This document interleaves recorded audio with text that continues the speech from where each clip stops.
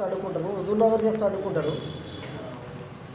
కానీ సూర్యాపేటలో మాత్రం రాజస్థాన్ వాళ్ళు, ఒరిస్సా వాళ్ళు, ఖమ్మం వాళ్ళు, విజయవాడ వాళ్ళు, నందిగామ వాళ్ళు, హైదరాబాద్ ఎవరైనా చేసే పద్ధతులలో ఇక్కడ బిల్డర్స్ ఇంటి యజమానులు వ్యవహరిస్తూ ఉన్నారు.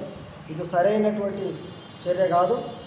అక్కడ ₹1,000 ఫైన్ కట్టి అక్కడ ఉండేటువంటి యూనియన్లకు వేలాది రూపాయలు చెల్లించి తాత్కాలిక సభ్యత్వం తీసుకొని అక్కడ పని చేసుకొని ఎక్కడైతే పని జరుగుతూ ఉంటుందో ఆ ఇంటి వరకే ఫైన్ కట్టి తాత్కాలిక రసీదులు తీసుకొని ఆ పని మాత్రమే పూర్తి చేసుకొని తిరిగి మళ్ళీ సూర్యాపేటకు వస్తున్నట్టు పరిస్థితున్నది. కానీ సూర్యాపేటకు వచ్చేసరికి చాలామంది బిల్డర్స్, ఇంటి యజమానులు చట్టాన్ని మాట్లాడుతూ ఉన్నారు.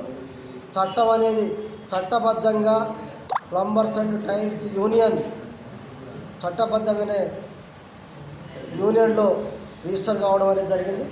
చట్టబద్ధంగానే మేము అడుగుతూ ఉన్నాం. ఏ యజమాని అయినా మాతో చర్చలు జరపాలి. ఇతర ప్రాంతాల నుంచి వర్కర్స్ చేస్తే యూనియన్ ఆధ్వర్యంలో మేము అడ్డుకుంటాం.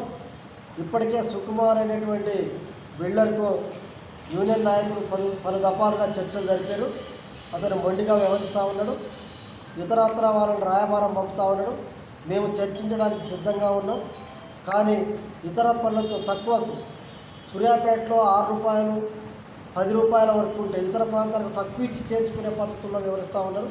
ఇవాళ కార్మికుల యొక్క శ్రమ దోపిడీ అనేది ఇక్కడ ఎక్కువగా జరుగుతూ ఉంది. ఒక్కొక్క బీహార్ నుంచి కార్మికులు తీసుకొస్తూ ఉన్నారు, విజయవాడ నుంచి కార్మికులు తీసుకొస్తూ ఉన్నారు. ఇతర ప్రాంతాల నుంచి కార్మికులకు వచ్చే తక్కువ రేటుకు చేయడం మూలంగా ఇలా కార్మికులు నష్టపోతూ ఉన్నాడు.